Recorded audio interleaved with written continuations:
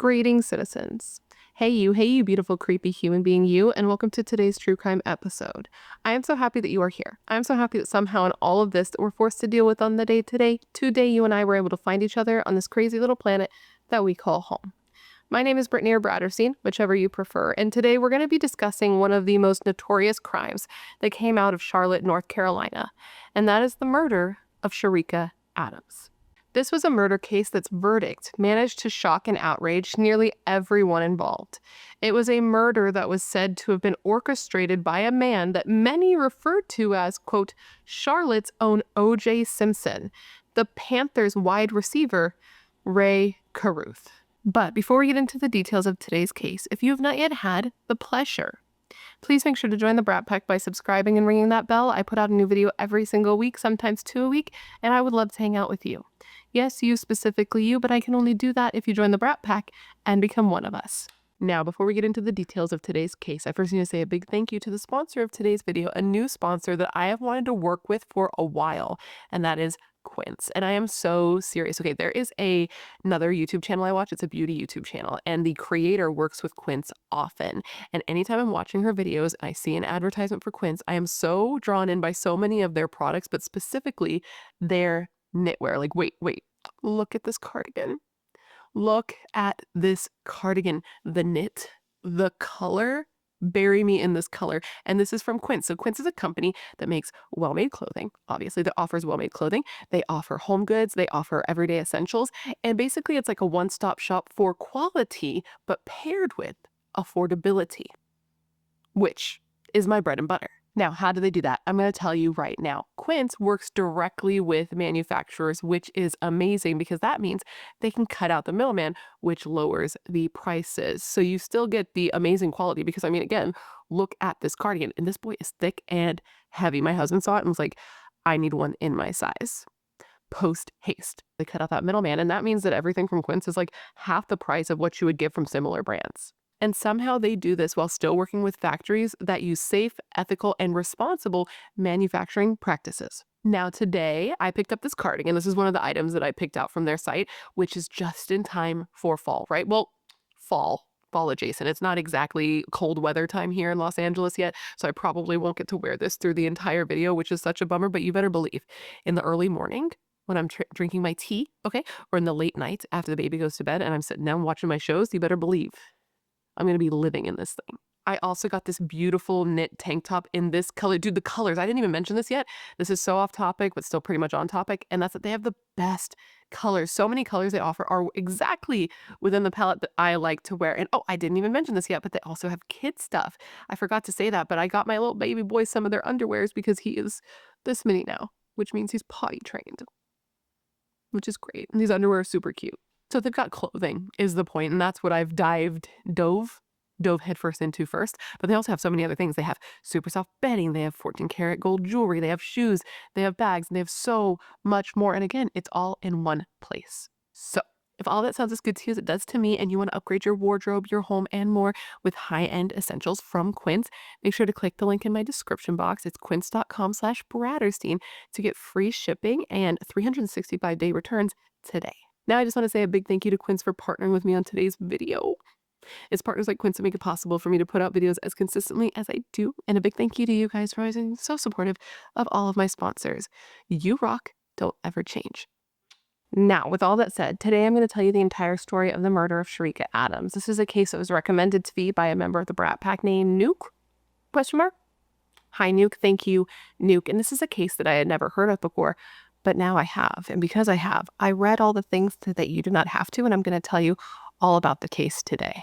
And at the end of the story, I want you to answer the question of the day. I'm going to give it to you now so you can have it kicking around your brain as we go through the details of this case, but of course I want you to answer once you have something to go on, okay? But the question of the day is this. Do you believe that RAKUTEN orchestrated the murder-for-hire plot that ended Cherica Adams' life? Let me know all your thoughts in the comments below. I am curious to hear what you have to say. With all that said, come gather around and let me tell you the story of the tragic murder of expectant mother, Cherica Adams. Cherica Adams was born on June 30th, 1975, and she was born in a place called Kings Mountain, North Carolina.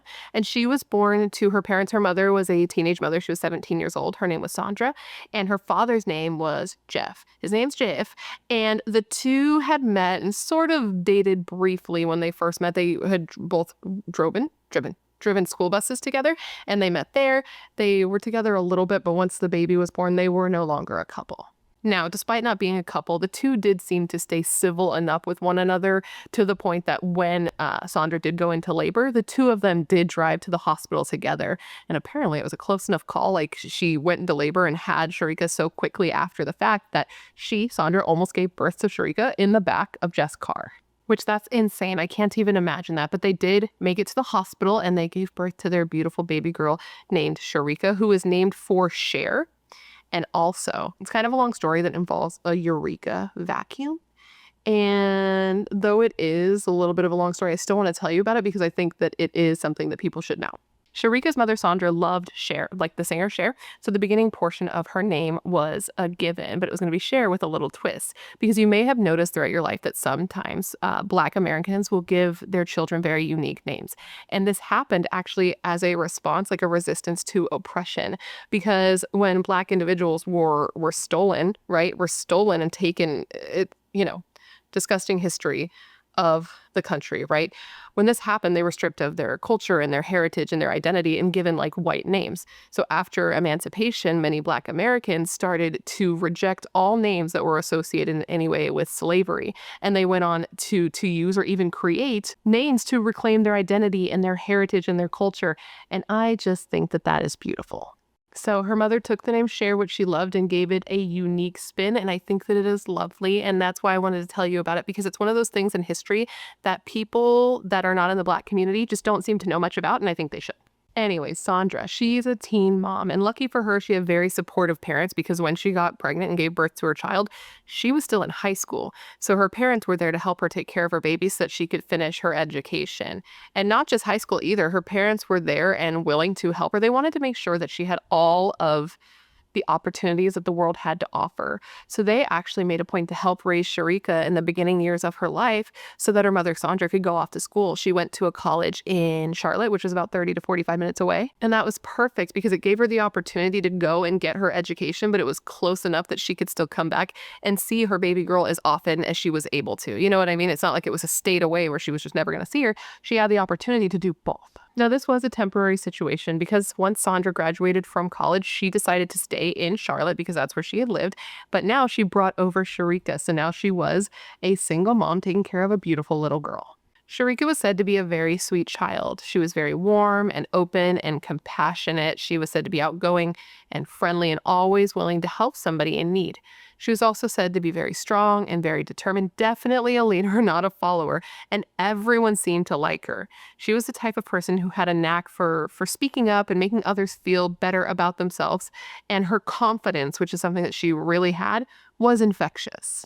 She was said to be a real beauty, which if you look at photos of her, it's very obvious that that's the case, but people who knew her said it wasn't just her physical beauty. One of her friends that was interviewed after her death said that Cherica just had this ability that when she walked into a room, there was a presence about her. People wanted to know her, and she knew that she was going to be the type of person that throughout her life, people were going to know her name, which is true now, but for all the wrong reasons, unfortunately. Growing up, Cherica was said to be very smart. She was the type of person who did very well in school. She graduated from West Charlotte High School before moving on to Winston-Salem State University, where she majored in communications. And she was there a few years before transferring to UNC Charlotte, which was actually the college her mother had attended. It was while at UNC that Cherica got the opportunity to sort of pivot her professional goals, okay? She knew somebody, I think it might have even been a relative, who was into real estate. And this person looked at Cherica and was like, man, you would be great at this. Like, you're charismatic, you're good with people. These are things that a real estate agent needs to be because you're trying to help somebody and, do I want to say convince? Persuade them into making a very big purchase, right? And she just looked at Cherica and was like, man, I think that you would be made for this. And so Cherica actually decided to drop out of college and give it a try. And you know what? Cherica killed it. She excelled greatly. She was very, very good at her job, to the point that she even ended up being part of the $1 million sales club for like the company that she worked at. And because of this, as I'm sure you can imagine, that meant she had money, honey, and not even just from her real estate job, because she was a real estate agent, but she was, again, beautiful, bright smile, pretty face, pretty enough to be in print, some may say. Well, because of this, in addition to doing her real estate work, she also did some modeling on the side and some acting on the side. She did some commercial work, and she was even an extra in a movie. It's a movie I have not seen, but it's called House Party 3. Okay, so she was in that movie. And if you've seen it, maybe you could point her out. I didn't see her in the, like, credits, because she was just an extra, but she was an extra in a movie, which is something that I cannot say. Though when I was younger, there was this guy who worked in movies who told my mom he would help me get in to being an extra in a movie if I behaved. And let me tell you what I didn't do. I didn't behave. But Cherica, she went on. She was an extra in this movie. And so she had some money, right? And she was not the type of person who was shy about #treat yourself. So even though it was just her, even though she was just one person, she did buy herself 2 cars. Okay, she bought herself a red Mitsubishi Coupe and a BMW. And due to my research coming from a woman who does not drive and knows nothing about cars, the internet says these are nice, fancy cars. Anyways, so all of this is to say she was doing well in life. She was a success that somehow balanced being a success in her business without sacrificing all the fun that one does have in their early 20s. Because if you remember, if you were single with no children, it's quite the ride for a lot of people. And though she did have to rein it in a little bit because she did have a lot of responsibilities, she was able to still have a social life and go and party from time to time. And because of who she was, the job she had, the groups that she ran with, she was going to like parties, not like house parties in the desert backyard where you're drinking vodka or beer from a solo cup. Okay, and then the cops come and you run, but you try not to get caught. She wasn't going to those types of parties. She was going to parties where there were celebrities, there were athletes like basketball players and football players, all that. And it was one of those football players that was going to turn her life upside down and then end it, allegedly. I don't think it's alleged. It was summer of 1998, and Cherica was 23 years old, and she was at a pool party. And it was at this pool party that she would meet a guy named Ray Lamar Wiggins, or as the world knew him then, and some still know him as this name now, Ray Caruth. And Ray Caruth was a football player. He had just recently become an official member of the Carolina Panthers, and apparently he was a real up-and-comer. He was the Panthers' 1997 first-round draft pick, whatever that means. And he had just finished a very successful college football career followed by a successful rookie year and was said to be a wide receiver to watch out for in a good way. Bro, he was making bank. Okay, he signed a 4-year contract for like $4 million and was given close to $1 million up front. Imagine being in your 20s with $1 million.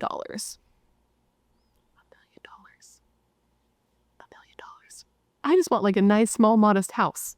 And in LA, that takes $1 million. Okay, so this guy, he was real smooth. He was a real charmer. He was the type of guy that got voted for prom king, not once, but twice. He had a way with the words, and he had a way with the ladies. He was said to have come from a bit of a rougher area where many kids got caught up in crime and drugs who came from the area. So he was seen as sort of a success story from his area, getting, a football scholarship. But he also had backup plans, okay? He was planning, if he didn't get into football, to write novels or screenplays and to go on to direct films. This is what his plans were. But football ended up being, well, I was going to say what he was known for, but what he's known for, in my estimation, is arranging a murder of a beautiful young lady. Anyways, Cherica and Ray meet. They have chemistry. They start to see each other, even though at the time they're both casually seeing other people. They start spending time together as well, but it's nothing too serious, just some 20-somethings fun from time to time, with Ray saying that they were kindred spirits when it came to, quote, carnal indulgences, but they kept things very casual.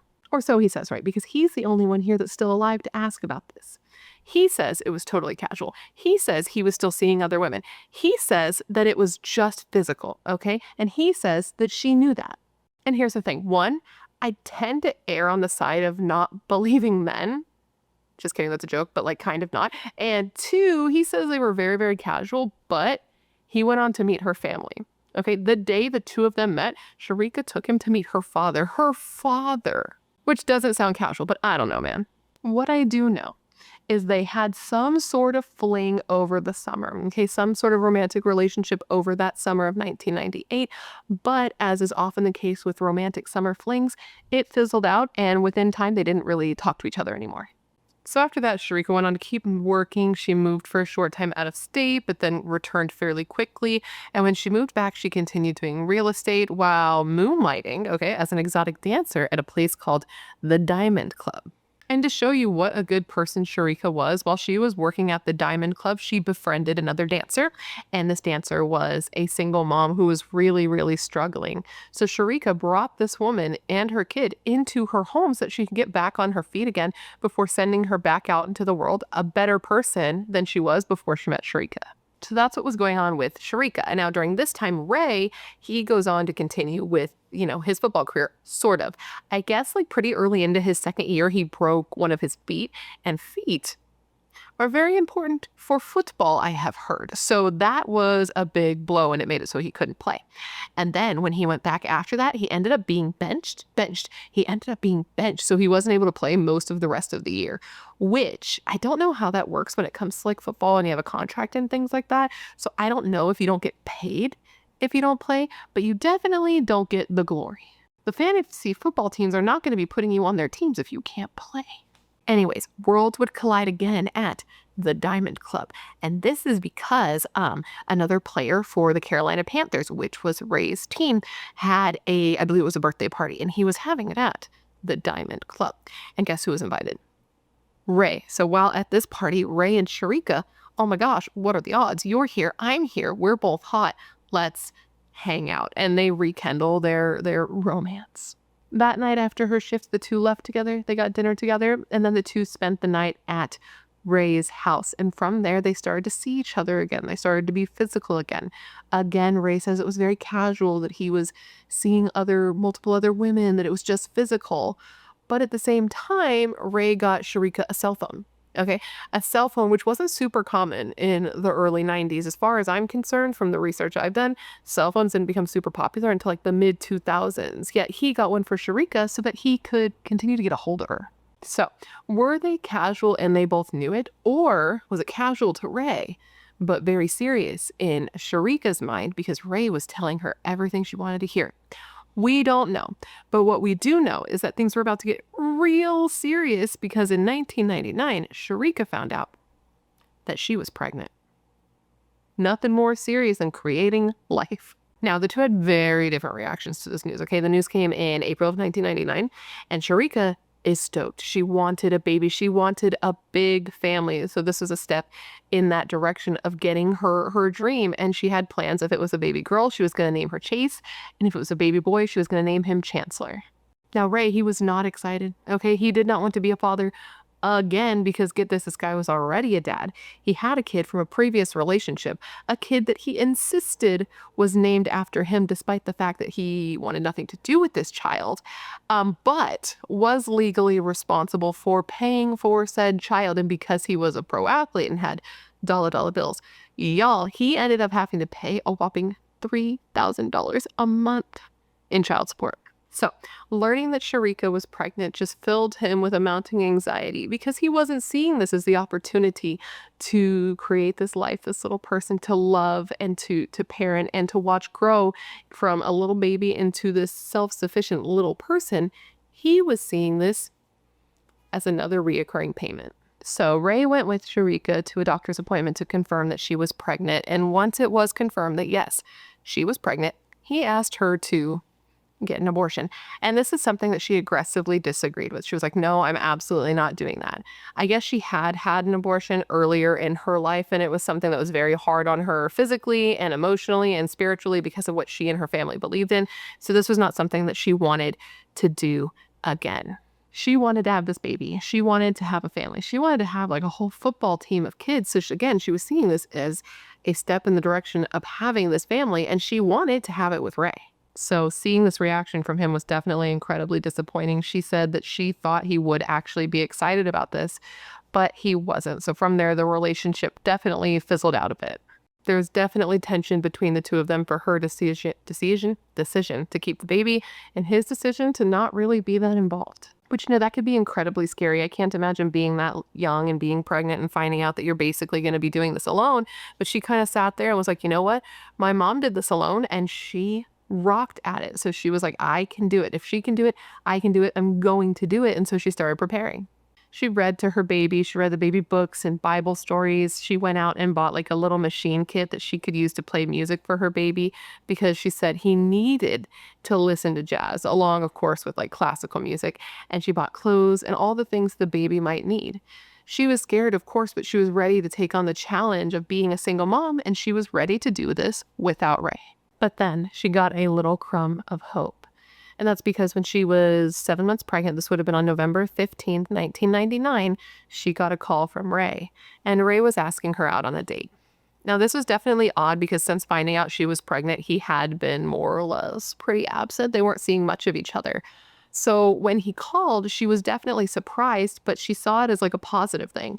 She was like, okay, maybe we're not going to be in a relationship. Maybe we're not going to be a family. But if we're not going to be those things, maybe this is a sign that we could at least get to like a healthy co-parenting situation. And if you're going to have a baby with somebody, even if you're not going to be together, like that's the best case scenario.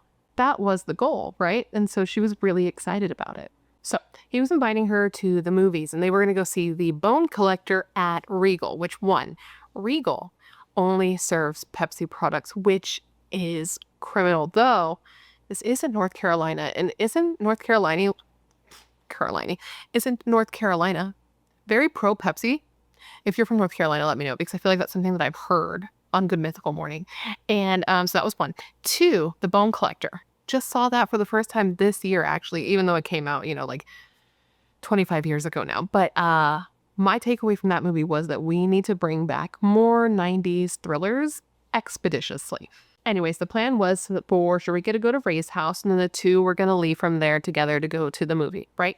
So she goes there. She drives to Ray's. She gets to his house about 30 minutes before the movie's going to start, and she finds that he's like throwing a rager. There's a bunch of people there basically having a party, and she's like, what the hell? Why would he do that if he was planning to like take me out? Why would he have all these people here? So she's frustrated. She calls her mom to discuss these frustrations. And while doing so, her mom's like, well, fuck this, like bail, leave, tell him you're going to go and you're not going to do this movie because like, what the hell? That's, why would he do that? Obviously he doesn't care, girl talk, goils. And as she's doing this, she can hear that Cherica is near Ray. And in the background, he's telling Cherica like not to worry. They're about to leave. So Cherica and Sandra hung up the phone and that was the end of their conversation. And the next time Sandra was going to hear anything from or about her daughter would be at about 1 a.m. when she was called to be informed that her daughter had been shot. So after getting off the call with her mother, her and Ray left to go see this movie in South Charlotte. They got there and they met up with another couple who they were going to be seeing the movie with. So it was going to be a double date. Whether Cherica knew this was going to be a double date, I can't really say, but that's what it was. They then watched the movie. And after the movie was over, Ray decided he wanted to spend the night with Cherica that night. Cherica was down with that sickness, so they drove back to Ray's house so that she could pick up her car. This was her black BMW. And then he drove with her following him. He was driving his Ford Expedition. She's following in her black BMW because he wanted to make sure he had his car at Cherica's the next day so that he could leave. On the way home, Cherica called her cousin who was living with her at the time and asked if he wouldn't mind cleaning up the apartment because she was going to bring over a guest. And the cousin agreed, which this is a real one, this cousin, because it was like 12:15 in the morning. And the cousin was like, hell yeah, you're bringing over a dude. I will help you. So Cherica was just heading home, following behind Ray in her BMW, believing that she was going to go and spend the night with this guy that she did have feelings for. And what she did not know is at the same time that she's following Ray, somebody in a gold Maxima is following her because reportedly when Ray and Cherica went back to Ray's house so that, she could pick up her car and he could have his car, once they separated, Ray made a phone call to the driver of the gold Maxima to let them know that they were going to be on their way.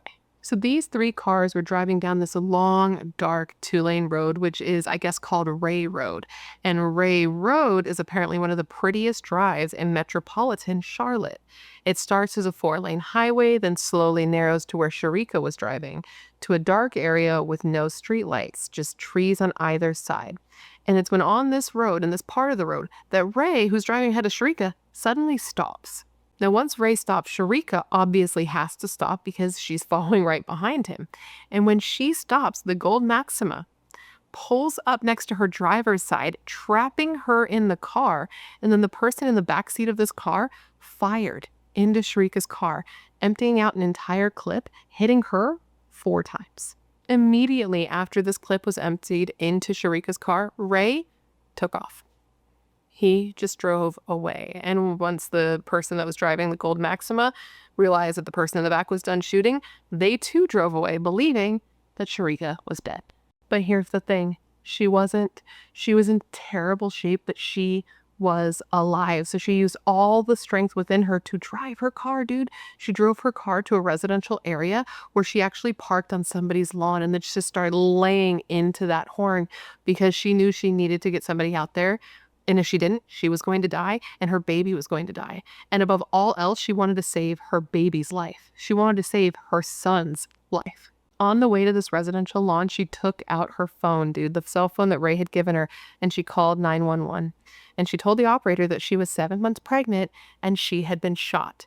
She told them that the baby's father, Ray Caruth, the football player, had been driving ahead of her, had stopped blocking her in, and then she was shot. And she told the operator that she even thought that maybe he made it happen, but she didn't know what to think.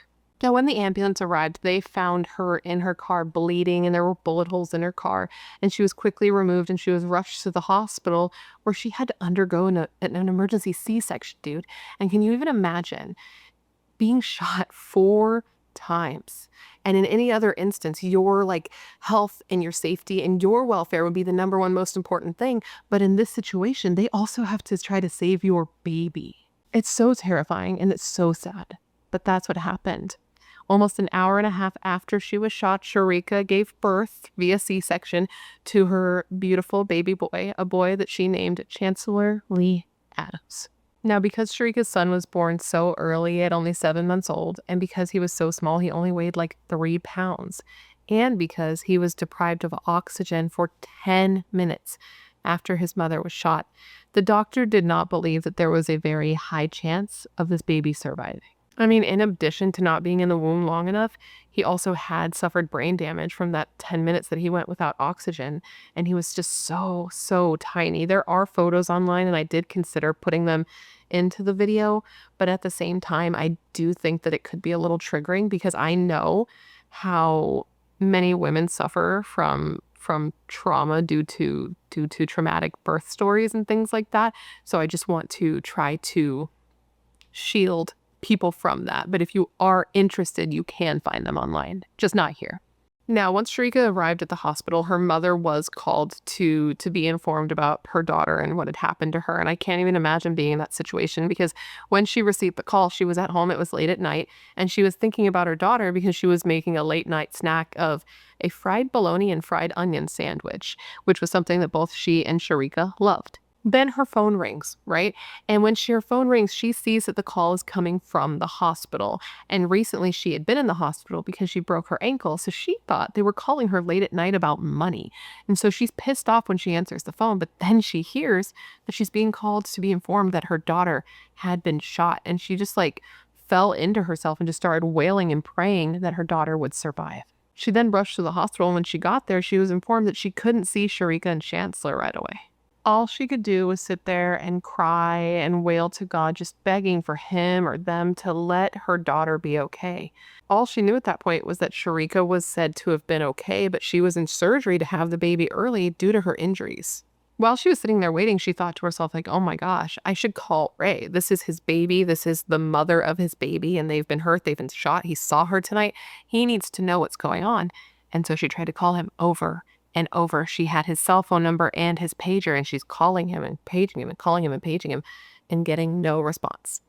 And then hours later, Ray just showed up at the hospital with a large group of people that people have referred to as an entourage, along with another woman that he was dating, which, even if they were casual, I think is inappropriate. Imagine being Sandra and you are seeing this guy Ray walk in with all of these people and this woman's sitting there with Ray between her legs and is rubbing his shoulders.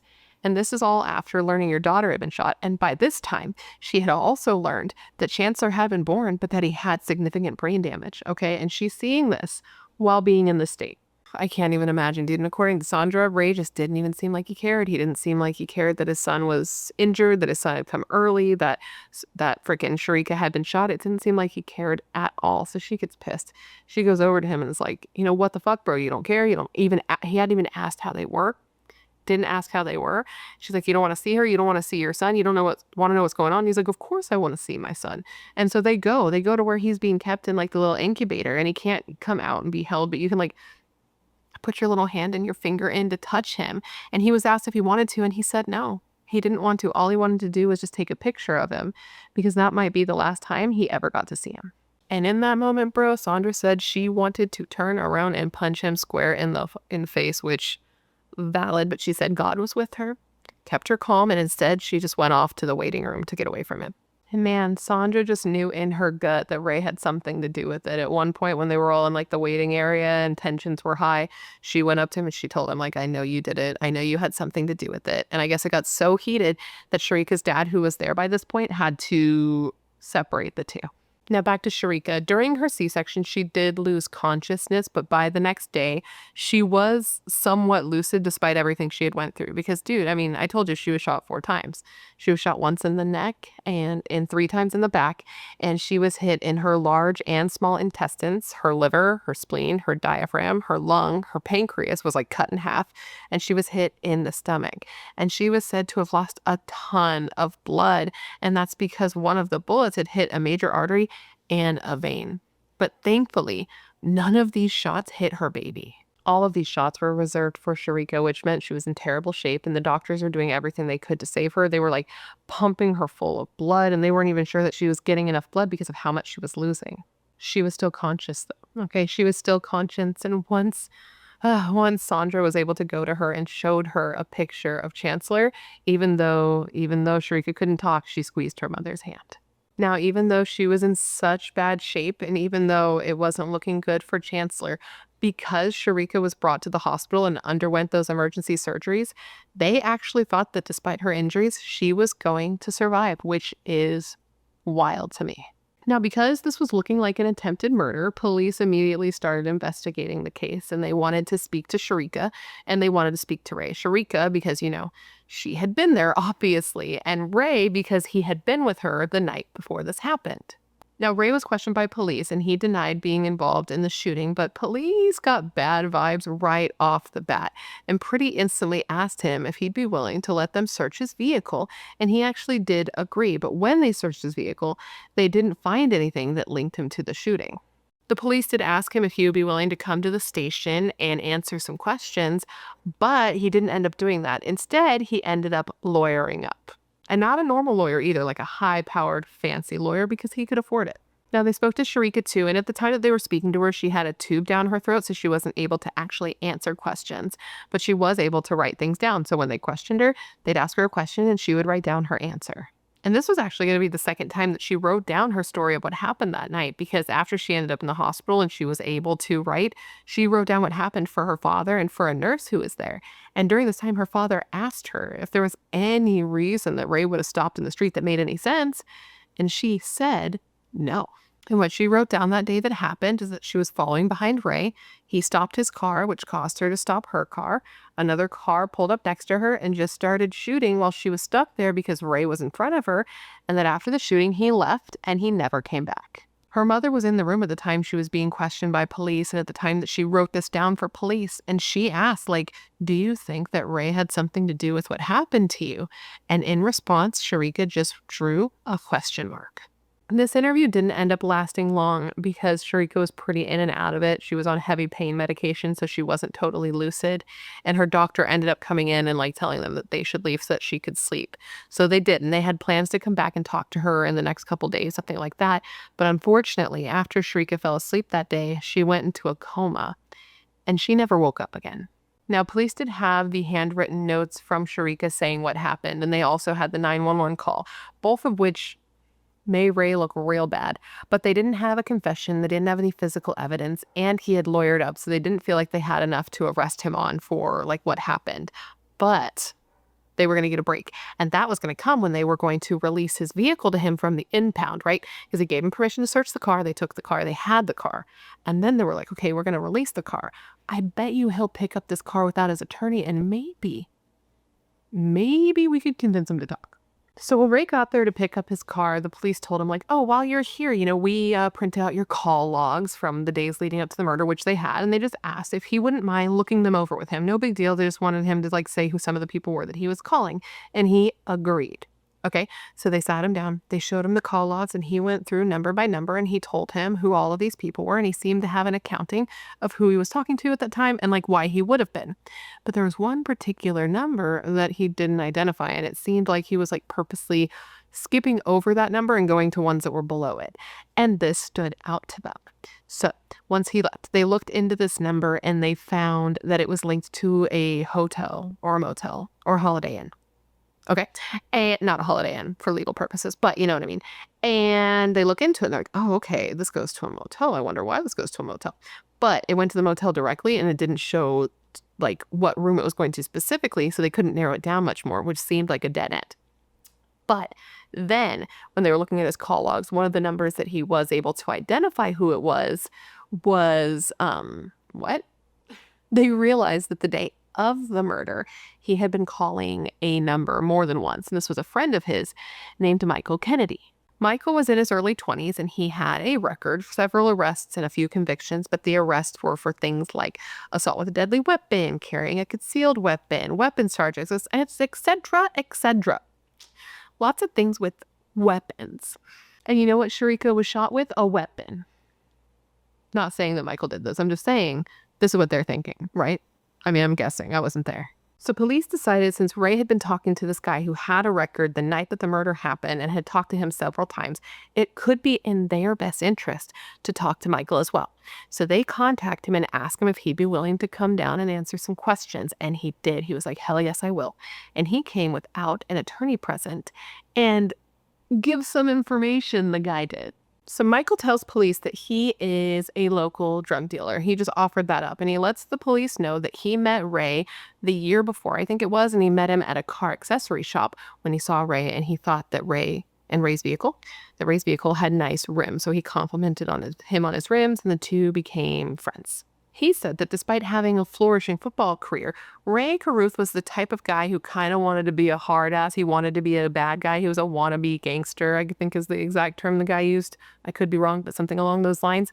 And this was despite the fact that Ray was kind of nerdy, like a smart, nerdy guy. This reminds me of that other football player. What was his name? Something Hernandez? Aaron Hernandez? Wasn't he like a football player who also wanted to be a gangster, but wasn't really? I don't know. That's what it reminds me of. You let me know. I'm not super familiar with that case, but I feel like what I do know is that he was a football playing wannabe gangster. Anyways, Michael tells the cops, I was like, I told you that he like gave him a lot of information. We're here. We're getting into it now. He tells the cops that the night that Cherica was shot, Ray had called him. Ring, ring, hello, this is Ray Carruth, the football player, and was like, do you, Michael, have a hoopty? And a hoopty is like, I guess, an old banged up car, which every car I've ever owned is that by definition a hoopty, I guess. But he said, like, no, I don't, but I do have this gold Maxima that I rented. And so Ray told him, okay, you bring that car and you drive on over. So Michael did just that. He drove over to Ray's house, and when he got to Ray's house, Ray told him that he needed his help in murdering Cherica. He said that Cherica was a girl he was hooking up with who had gotten pregnant, who was planning to keep the baby, and he just couldn't have that. He was not willing to pay thousands of more dollars in child support every month, and so he wanted her dead. He said that he wanted Michael to drive the gold Maxima, while another guy that he knew, a guy he hired, this was a guy in his 40s named Brett Watkins? Yep, Brett Watkins, who was described as very impulsive and unpredictable and dangerous. This guy was going to sit in the back seat, and he was hired to kill Cherica. Now, apparently this guy, a rough guy. He was said to have once set a fellow inmate on fire when he was in prison in the 80s. And when this case finally went to trial, everyone agreed that this was a violent, angry person with a look in his eyes that most people never see in another human being. Like later when he's at trial for this murder and the defense attorney asked him why he, as a hitman, had no gun, which we will get into, Van responded that he could kill him, the defense attorney, with his bare hands if he wanted to. Okay, he told him, like, I'm 6'3" and 286 pounds. I could rip you limb for limb like a rag doll if I wanted to. And you could see the fear in the defense attorney's eyes. He believed him, and the jury saw this guy as a very angry man with no soul.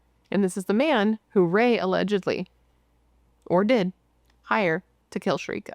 Van had a record for things like attempted assault, weapons possessions, automobile larceny, and domestic violence. And according to him, he had killed 4 other people in different states prior to Cherica, but would never tell police who or help them solve those cases because, according to him, those guys deserved it. So anyways, Michael and Ray are standing there at the house and they're talking about this. You know, Ray's telling Michael he wants him to be the driver while this guy Van does the shooting. And it's while they're having this conversation that Van actually shows up. This hired hitman shows up with no gun. And Van says later, he says that he didn't bring a gun intentionally because he was actually hesitant about doing this hit in general because Cherica was a woman, which we'll get into his thoughts on that more later. But he didn't bring a gun. And so Michael tells Ray, like, oh, it's no problem because I, in my job as a drug dealer, have access to people who have guns. So Ray gave Michael $100 to go out and buy a gun while he took Cherica to the movies. Michael says that he then went and picked up the gun, and we know what happens next. Ray took Cherica to the movie theater, and while they were in the movies, Michael, Van, and Michael's best friend Stanley just drove around killing time. And reportedly, Michael's friend Stanley, who was a young guy, I think like in his early 20s, maybe late teens, I can't remember off the top of my head, but he was a young dude. He apparently had no idea what was going on. Like when he went out for this ride, he thought he was just hanging out with his best friend because they were like really, really close. And he didn't find out till later when he was in the car that this was going to happen. And when he found out this was going to happen, he asked his friend Michael to take him home. But Michael didn't take him home because he wanted his best friend there for him for like support. Which is sad, but it is worth noting that like Stanley probably could have just gotten out of the car and left. But, you know, I don't know if he was felt afraid and threatened because there was a gun and he was like, I don't know about all of that. But it's just fucked up. So they waited for the movie to be over. They waited for Ray to call. And once Ray called, they found them on the road and they followed behind Cherica. Ray stopped his car. Cherica stopped her car. They drove up on her driver's side to block her in. And then Van, who was in the back seat, rolled down his window and fired into her car, emptying all 5 rounds, 4 of which hit her. They then sat there for a second and listened for the sounds of dying, essentially. And Van said, and this is really fucked up, he said that he could hear her dying because he could hear her like gurgling and drowning on her own blood.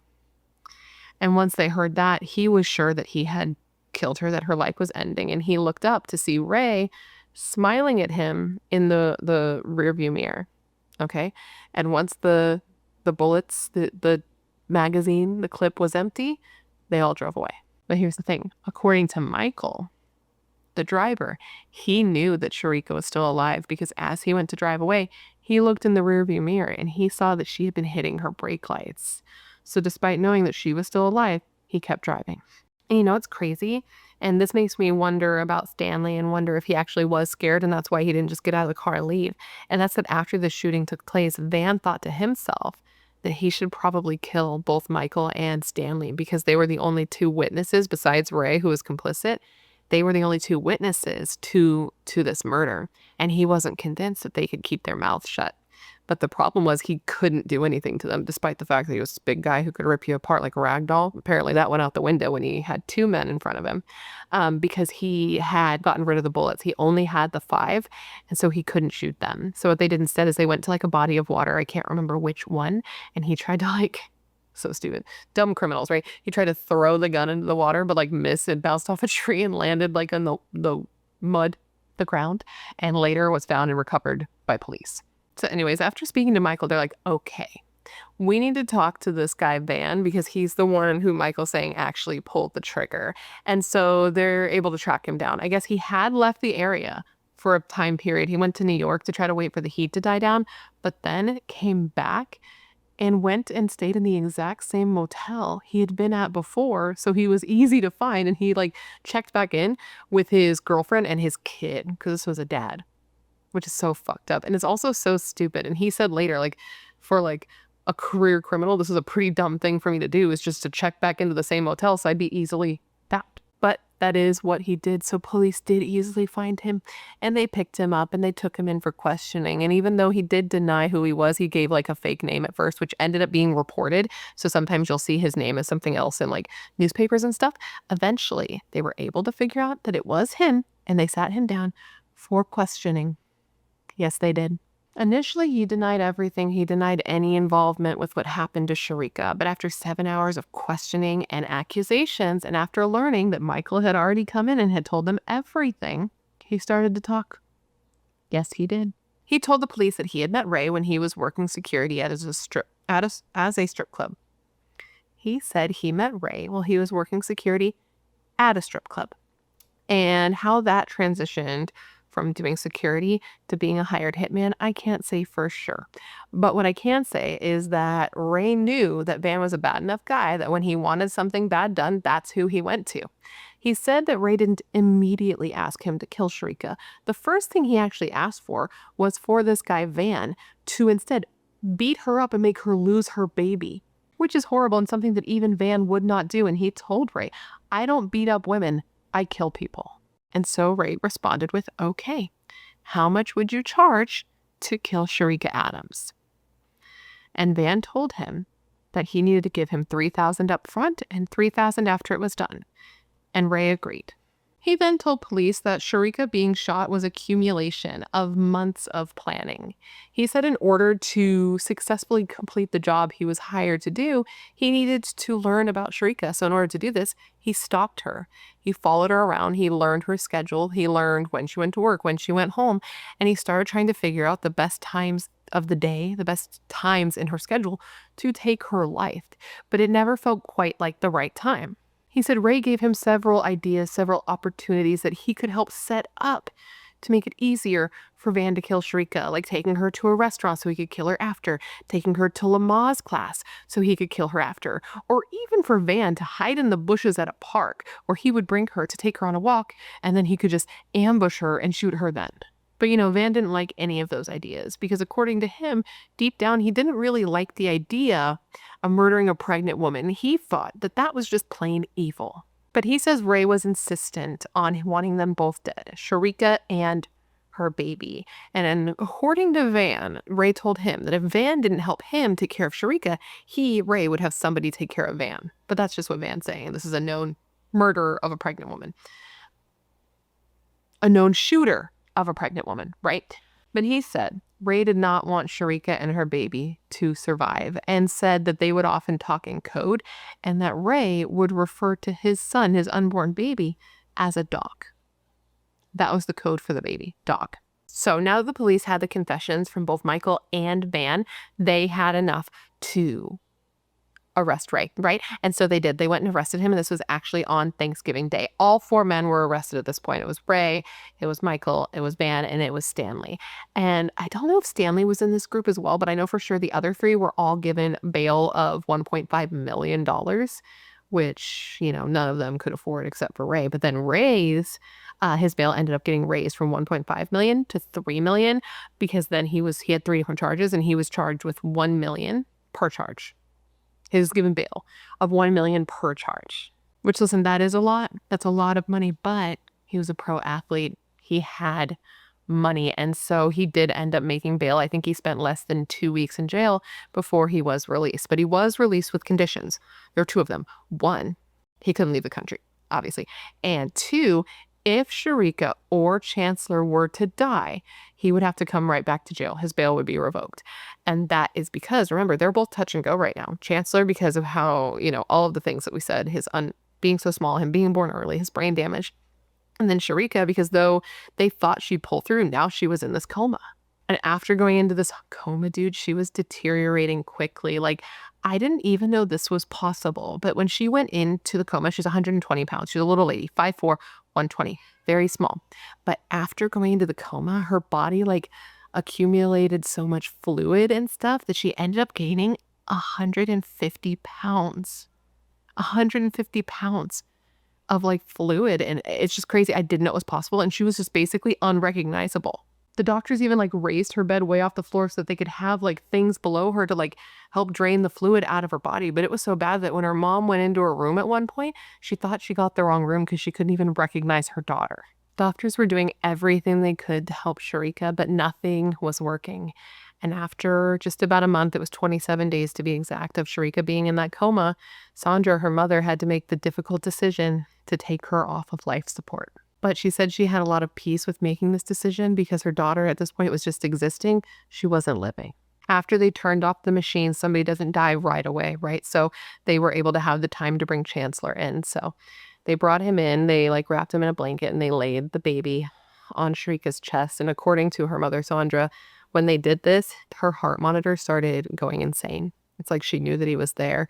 And so they took her hand. They took her hand and they placed it on the baby. And as soon as she touched him, a tear fell from one of her eyes. On December 14th, 1999, as her mother laid beside her and told her that she loved her, Cherica Adams died. And her mother said that Cherica looked on her deathbed the same she looked as the day she was born, and said that it was just a completely surreal experience for her. Cherica Adams was buried on December 18th, 1999, surrounded by more than 1,000 people at the sanctuary of the Victory Christian Center. Just before her funeral, her parents, this was Jeff and Sandra, they made a joint statement where they said in part, and I quote, "We cannot help but feel glad that in the midst of our unspeakable grief, God has given us Chancellor, a beacon of hope. We look forward to providing him with the love, affection, guidance, and nurturing that will help him grow into a man of which his mother will be proud." Which, based on everything I've read, it seems that they did exactly that. Well, I say they, but it was mostly at the hands of Sandra, just because sadly, a few years after Cherica died, her father did as well. During Cherica's burial, purple balloons were released into the sky, 24 purple balloons to represent each year that she got to live on this earth, and each balloon contained a photo of Cherica. And during her service, the pastor said, and I quote, "We need a higher value of life. So many people don't respect life. If you can blow away a pregnant woman, something's wrong with your head." Which, yes, agree. In general and specifically when it comes to Ray, I do believe that there's something wrong with that man's head. Which, speaking of Ray, so you remember when he was released on bail, he was told that he could only be released on bail on the condition that if either Chancellor or Cherica died, he would have to come back to jail. Okay? And you will be surprised to hear that he did. I'm just kidding. He definitely did not. Instead, he immediately dipped and ran off with another woman that he was seeing. But here's the thing. After driving through the night to get Ray out of this area, this girl was driving while he was in the trunk of the car. We're going to get into all of that. She was tired, so she pulled into a local Tennessee motel to get some sleep, or it might have been a hotel. This was the Best Western in Wildersville, and this was 500 miles away. And once inside, with him still in the trunk, she wasn't sure if she wanted to continue helping him run, so she called his mom. So when Ray's mom heard about this, she was scared. She was scared that if he kept running, he may end up being shot and killed by police. So she ends up getting off this call, and she's like, okay, I have to do something. And she calls the bail bondsman who posted Ray's bail, and she told them where he was. And then the bro at the bail's bondsman's place called the cops, and that's how they found out that he was hiding out in a motel, and Ray was arrested. Well, once they found him, because they get this call, they think that they know where he is. They drive, like local police drive over there, and they start staking the place out for hours before finally they see the woman that they believe that Ray is with, right? So they take her, they question her, and at first, she doesn't want to tell them anything. She's like, I'm not telling you nothing, but she's also being vague. She's not saying he's not there. She's just saying that he's not there at that moment, right? So being a little vague. And so they ask her, like, where is he? And she doesn't answer, but she's kind of like, at her keys, right? At the car keys. And at first the cop's like, what the fuck, bitch? Like, what are you doing? And then so she was like, like the car keys, And so the cop's like, oh, he's in the trunk, isn't he? And she's like, but don't tell him I told you. Okay. So then the cops go to the trunk. They go to Pop's said trunk and they find him hiding inside the trunk along with like some bottles that were filled with piss from when he was driving in the trunk, and $4,000 stuffed inside of a woman's purse. Then before they opened it, they yelled at him. They're like, we're going to be popping this trunk, okay? And you need to be careful because if you come out with weapons, it's going to be a problem. So like, we're going to pop it just enough for you to stick your hands out. And then you're going to stick your hands out and we're going to arrest you. And he's like, okay, okay. So they do that and just a little bit it pops. And then he's just like, and immediately surrenders. And when they open it, that's when they find out that apparently he had been driven all this way in the trunk of this car with just some power bars and bottles to piss in, which is insane to me. It's insane. And then, he gets out of the car and all that jazz. And because he had been literally like crammed in the trunk of a car, because he's like not like a big dude, but he's not a small dude, he's a football player. He was like all like fucked up. So when he got out, he could barely stand because he had been like in that position for so long. So anyways, they find him, they arrest him, they extradite him back to North Carolina because apparently he just like agreed to go. There was like a hearing, all that jazz. He agrees to go. And once he's there, he is charged with the first-degree murder of Cherica Adams. And what's crazy? He was actually the first active NFL player to be arrested and charged with murder. At least for a short while, because as soon as the news that he was arrested for this murder and the fact that he ran and all that came out, they quickly cut him from the Panthers because he done fucked up. And speaking of that, speaking of fucked up, okay, this is going to grind your gears, boil your blood. After going through all of this to get rid of Cherica and trying to get rid of Chancellor and wanting nothing to do with this kid, referring to him as a dog, he then had the audacity to fight to see this kid, to have custody of this child and to see him. He hired a child custody dream team because he had the money and he tried to fight Sandra to see his kid. After all this woman had gone through, after literally watching her only child die, to watching her grandson spend the first 6 weeks of his life tangled in wires and machines, to becoming a single mother again at her age, all while trying to hide from reporters day in and day out, worrying about the more than $400,000 in medical bills that had been racked up because of what Ray did to Cherica and Chancellor. Now this poor woman was going to have to draw from the little bit of time, energy, and money she had left to fight to keep Chancellor away from the man who wanted to have him dead. Ray said that he should be the one raising his son, not Sandra. He said that even though he didn't have his mother now because his mother was gone, he could have his father. And he thought that he, Ray Carruth, could bring something positive to Chancellor's life. Now, as far as Sandra was concerned, in order for Ray to have any sort of relationship with Chancellor, there would have to be accountability and redemption. Like, he needed to do something. You know what I mean? It wasn't just going to be like, oh yeah, you've killed my daughter, but it's cool, here's the grandson. Like, that wasn't going to happen. And she also said that a relationship with his son was going to be the best he was ever going to get, because over her dead body would he ever have custody of Chancellor. She said she did not want this boy going to anyone who didn't know him and love him and care for him, and definitely not somebody who tried to kill him. Now, unfortunately, Ray had money, so he was able to hire some very persuasive attorneys, and the judge ended up ruling that Ray Carruth's mom could go and pick up Chancellor from Sandra and take him to the jail so that Ray could look at him through a pane of glass.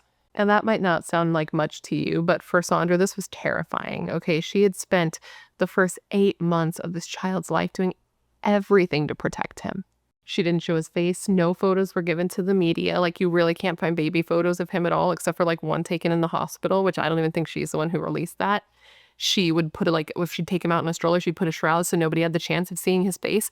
And she didn't let him stay alone with anyone, not even her own mother. And now he was going to see Ray. So she prayed for him to have safety, and she prayed to find peace until Chancellor was back with her, and eventually he would be back with her. And eventually she would also be awarded permanent custody of Chancellor Lee.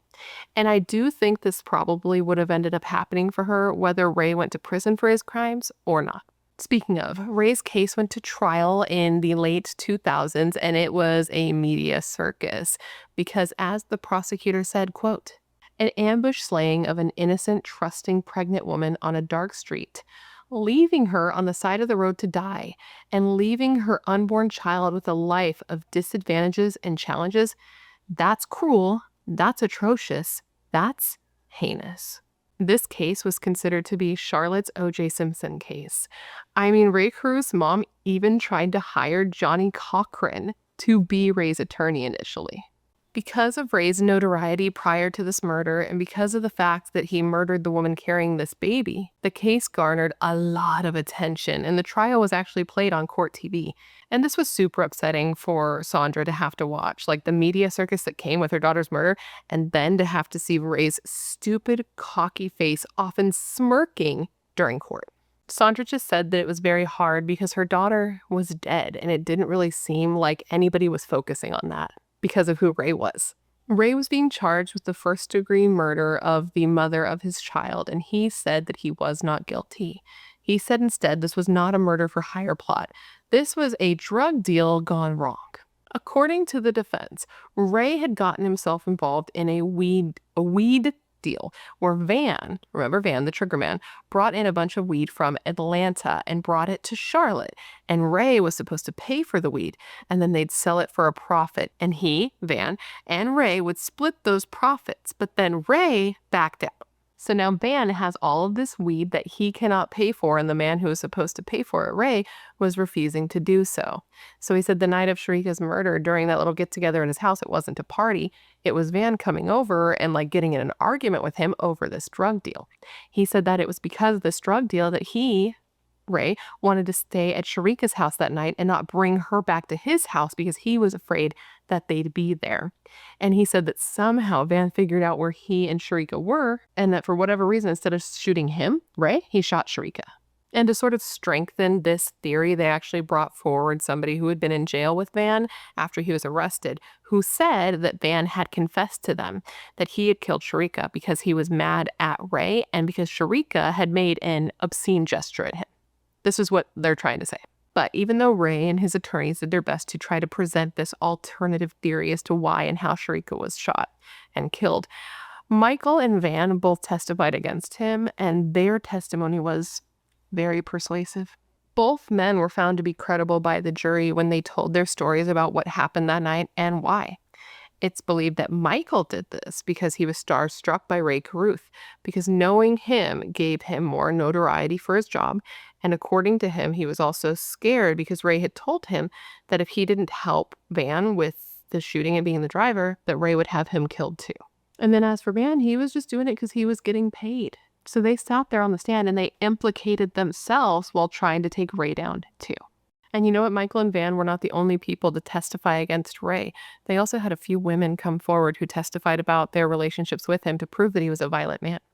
They had one woman who testified who said that she had gotten pregnant with Ray and that he had threatened her and forced her to get an abortion. She says that he told her not to make him send somebody over to kill her because he refused to pay child support for another kid. So this was just showing that he had a pattern of not wanting to pay child support and raise the kids that he brought into this world and would threaten violence and death in order to keep these kids out of the world. It's just crazy. The defense tried to say this wasn't true, though. They said that Ray Carruth made enough to help Ray's chancellor and that he even participated in the pregnancy. They said that he went out and bought things for the baby and agreed to co-parent. But this kind of goes against the testimony of literally like every other person who knew them as a couple. Now, as strong as all of this other testimony was, the strongest testimony that the prosecution used in court was the testimony from Cherica herself. The prosecution even said that they had their worries and their concerns about getting a conviction here, but on the other hand, they had Cherica as a witness herself to her own murder. And so Cherica's entire 911 call was played in court, the entire 12 minutes. And this was the first time that her mother had heard this in its entirety.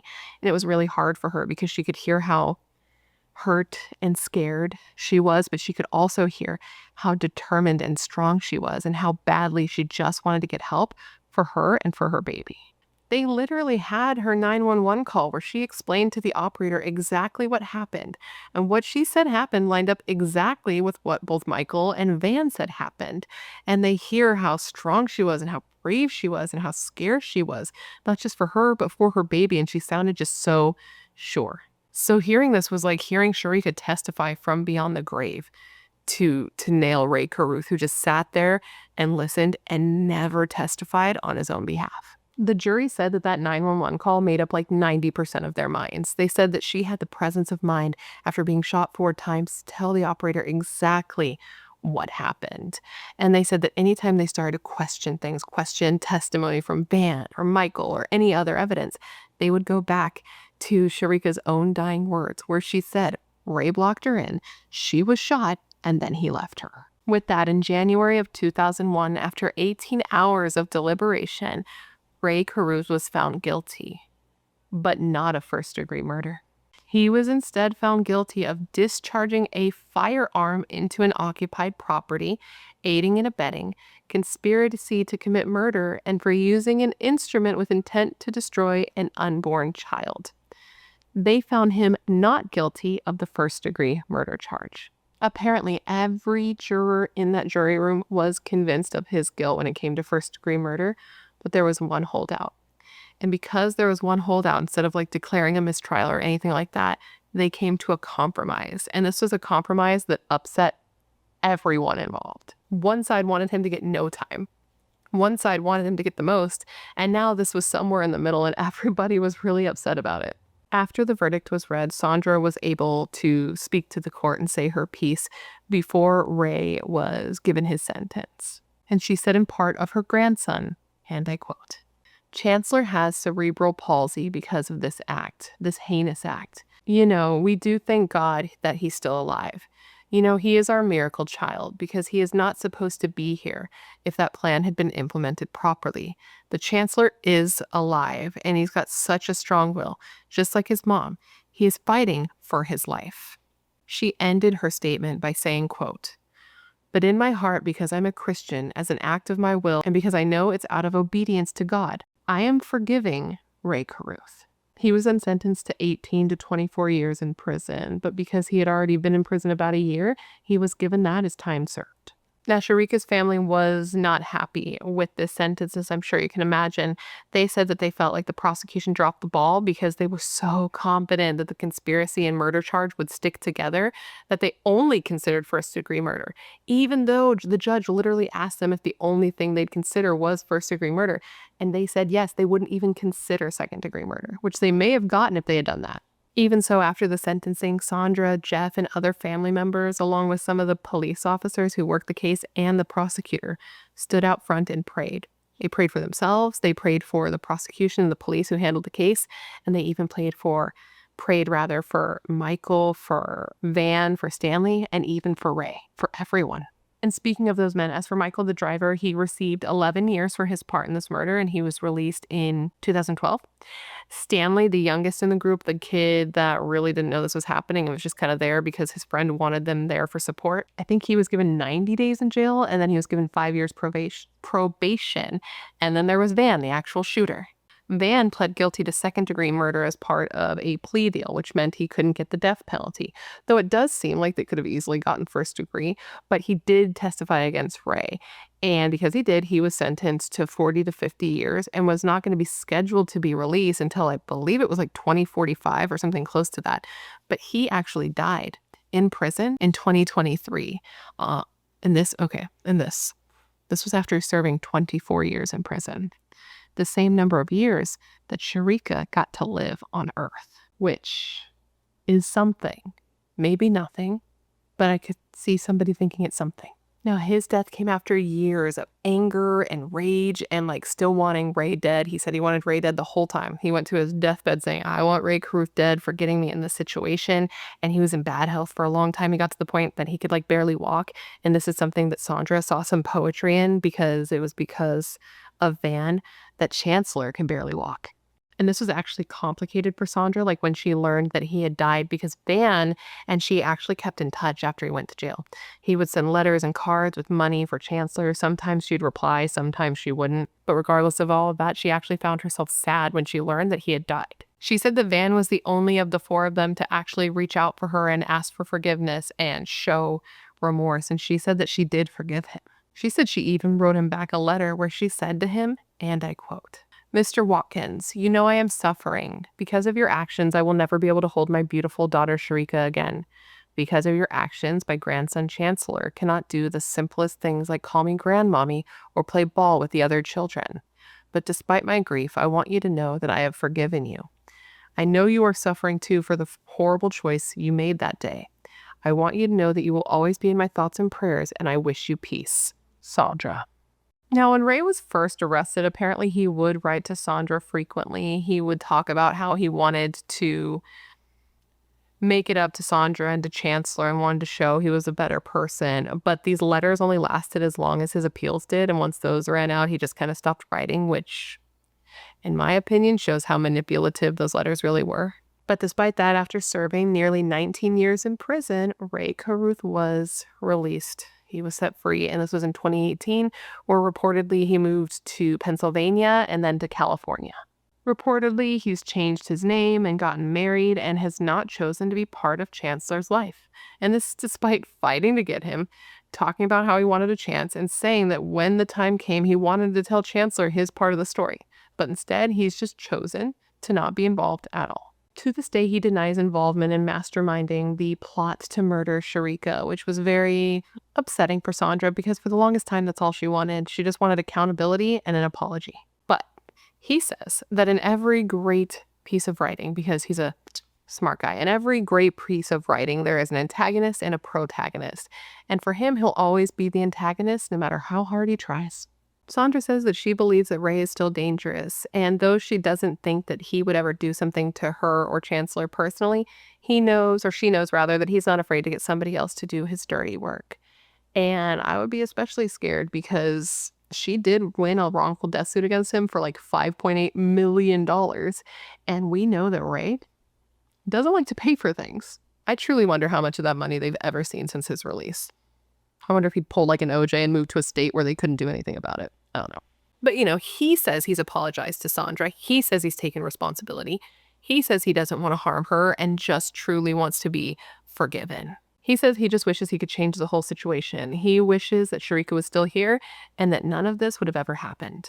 As for Sandra, she has said that she forgave Ray. She forgave Ray before the case ever went to trial because she said that she knows that sitting in unforgiveness is like drinking poison and hoping the other person dies. She said that the only way to keep herself out of bondage was to forgive him immediately and give her soul the opportunity to be free. She says that hatred is unproductive, and instead she uses her time to speak out about peace and to take care of Chancellor.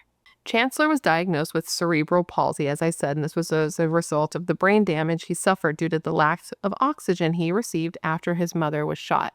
I mean, it literally took like 70 minutes for him to be removed from her body after she was shot. And if it had been much longer, they said that he would have been stillborn. Like, many organs can regenerate, but the brain can't, at least from what I read. Growing up, Chancellor had to deal with a lot. Okay, he had to have weekly physical therapy sessions rather, to help him stand and walk and go up the stairs and open doors. But despite this, he's been doing very well. Despite the fact that he can usually only speak like 1 to 2 words at a time and will always need a live-in caretaker, he doesn't see himself as disabled. He just sees himself as able differently. Because, this kid can do so many things just differently. He can go bowling, he can go horseback riding, and he plays board games. His grandma says that Chancellor knows that God loves him and knows that his mom, who is his angel, loves him. And he and Sandra actually refer to her as Mommy Angel, which is just like the sweetest and saddest thing. But Sandra tries to not think about what she lost. Instead, she tries to think about what she has left and says that she loves Chancellor and she loves him unconditionally. And in order to love a person unconditionally, you have to love every part of them. And for her, that includes Ray Carruth, because Ray Carruth is part of Chancellor. He was raised by Sandra, which had to have been a lot to handle, considering she said that her strong faith is all that even held her together in the weeks after Cherica's murder. But she said that going through this and raising Chancellor has shown her that she's bigger, more faithful, more loving, and more compassionate than she ever thought she was, and said in many ways she has Ray to thank for that. This woman, man, she makes me feel weak, because wow, Jesus, wow. In the beginning, doctors predicted a limited life for Chancellor. As you recall, or as you may recall, they didn't think that he was going to live very long. But because of the help of his grandmother, he's been able to go leaps and bounds farther than anyone ever thought was possible. And he even graduated from high school in 2021 after often being on the AB honor roll. Sandra has said that she just wants him to know that love can conquer anything. Sandra says that Chancellor is a lot like his mother. He's strong. He doesn't like to be helped. He wants to do things himself, and he is determined. Cherica loved butterflies, so her mother sees butterflies as a symbol of her daughter, and when she sees them, she sees Cherica there watching over her and watching over Chancellor. So Sandra thinks that Cherica would appreciate this caterpillar to butterfly metamorphosis that her son has gone through, right? Because he went from this premature baby boy who wasn't supposed to walk or talk or even live to this living adult man who graduated high school and does everything with this 1,000-watt smile. And he's only even able to do this because Cherica had this strength inside of her after being shot 4 times to do everything in her power to get her baby boy help. And that is the definition of mother's love. And with that, my friends, is the story of the murder of Cherica Adams. I hope that you found it to be informative. I hope I gave you every bit of information you would want when looking into this case. And of course, I just want to thank you for hanging out and remembering Cherica with me today. Now, considering everything I told you throughout this video, I want to revisit the question of the day, and that was this. Do you believe that Ray Carruth orchestrated the murder-for-hire plot to kill Cherica Adams? Let me know all your thoughts in the comments below. I am curious to hear what you have to say. Before you leave, please don't forget to leave me a comment down below with whatever case you'd like to see me cover in the future. As you may or may not know, I have an ongoing list of cases, and whenever you leave me a suggestion, like in this situation, I put your name next to it, so if I cover it, I can give you a shout out. I love looking into the cases you guys suggest because they're often cases I haven't heard of or cases that need more coverage, and I know you're filled with great ideas and great taste. Otherwise, you would not be here. If you haven't already, please don't forget to join the Brat Pack by subscribing and ringing that bell. I put out a new video every single week, sometimes 2 a week, and I would love to hang out with you. Yes, you, specifically you, but I can only do that if you join the Brat Pack and become one of us. One of us. And if you want to hang out more consistently, all my social media is listed down below, along with a link to my membership, which I recently discounted heavily, and a link to my merch store. Now, if you don't already know, now you know that what you're seeing with your eyes, what you're hearing with your ears is also a podcast. It's True Crime with Bratterstein, anywhere where you get podcasts. If you want to go follow, listen, download, whatever one does to interact with a podcast, I would appreciate it. I am trying to get little me into the algorithm, but if you don't want to do that, that's okay. I just want to thank you for being here because I think that that is great. Now, with all that said, I just want to thank you for being here when you could literally be anywhere else in the world. That is tight. You are tight. I hope to see you in my next video. And in the meantime, take care of yourself.